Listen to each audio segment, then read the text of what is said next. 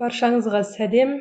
Мен бүгін сіздерге көптеген мұғалімдер қолдануда қиындық келтіретін Excel бағдарламасымен жұмыс туралы айтқым келіп отыр. Осы Excel бағдарламасының ең негізгі базалық жұмыстануымен таныстырғым келіп отыр. Мынау бізде ашылып тұрған Excel кітабы, яғни жерде парақтар бар. Плюсті бассаңыздар, тағы да қосымша парақтарды өздеріңізге кітап ретінде жасап алуларыңызға болады. Әрқайсысын әр бөлек жасамай. Бізде бұл жұмыс парағы деп аталады. Бізде берілген жұмыс парағы бағандардан және жолдардан тұрады. Осы жолдар мен бағандардың қиылысқан жері бізде ұяшық деп аталады. Яғни міне А1 ұяшығы бізде. Сонымен С4 ұяшығы ерекшеленіп тұрған. Енді біз Excel бағдарламасымен жұмыс жасаған уақытта көбіне қиын көреміз. Негізі Excel бағдарламасымен жұмыс жасау бұл өте оңай. Бір біліп алсаңыздар, ары қарай қолданып жүре бересіздер. Мысалға мына жерге жазып көрсетейін сіздерге.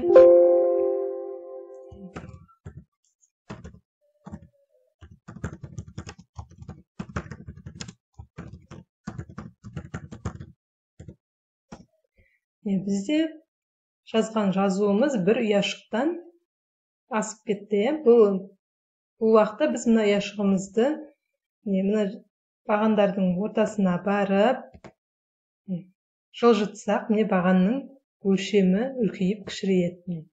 Осы жерден өзгертсеңіздер болады өлшемін. Немесе сонымен қатар бұны мына ұяшықты мысалға біз не істегіміз келеді? Біріктіргіміз келеді. Олай болса бүйтіп қай жерге дейін қай ұяшықтарды біріктіргіміз келеді, соны ерекшелеп аламыз. Осы мына жерде міне объединить батырмасын басамыз. Сол кезде бізде біздің үш ұяшығымыз ерекшеленеді, бірігеді, бір ұяшыққа айналады. Немесе осы жазуымызды, текстімізді бірінің астына бірі шығатындай қылып, бір ұяшыққа ғана жазғымыз келеді. Жоғары жағындағы міне перенести текст деген басамыз. Сол уақытта бізде бір ұяшыққа ғана астасына шығатын болады жазуымыз. Бұл ұяшықтарда кез келген мәтін, сан, формула енгізуге болады. Енді менде қазір мына Word'да жазылған кестені көшірейін Excel'ге. Бұл уақытта бізде осылай түсті. Енді осыны өңдеуіміз керек. Ол үшін жаңа айттым, алдымен бағандардың екі бағанның ортасына барып, ұяшығымызды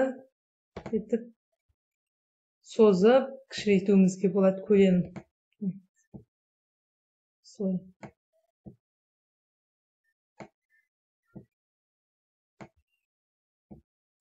Осылай өзгертуімізге болады. Жолды да солай бүйтіп көлемін кішірейтуге, өйстіп қысқартуға болады. Сыймай жатса. Жаңа екі бағанды біріктіру үшін жаңа айттым, объединить батырмасы арқылы жасаймыз. Осылай өзгерте берсеңіздер болады. Сонымен қатар кейбір жағдайда жесен жазған уақытта нөліміз түсіп қалады. Бұл уақытта не істеу керек? Бұл уақытта сол ұяшыққа барамыз, оң жағын басамыз, формат ячеек дегенге барамыз. Осы жерде бізге терезе ашылады. Осы терезеден осы ұяшықтың форматын өзгертуімізге болады. Мына жерде форматтары бар. Біздің ұяшыққа енгізетін мәліметіміздің форматын осы жерден өзгертсек болады. Дата, премия, финанс, дене ақшалай қылып, өзімізге қандай формат керек, осы жерден қойып алуымызға болады. Және де көбіне жесен жазған уақытта бізде нөл түсіп қалады. Ол уақытта біз текстовыйды қоямыз.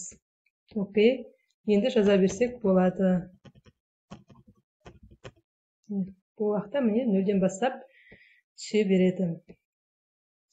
Тағы да Excel бағдарламасы туралы толығырақ білгілеріңіз келсе, менің каналыма тіркеліп кетіңіздер. Алдағы уақытта сіздерге тағы да пайдалы контент түсіремін. Сіздерге ұнады деген ойдамын. Менің каналыма тіркеліп, пікірлеріңізді жазып кетіңіздер. Назар аударғандарыңызға рахмет. Сау болыңыздар.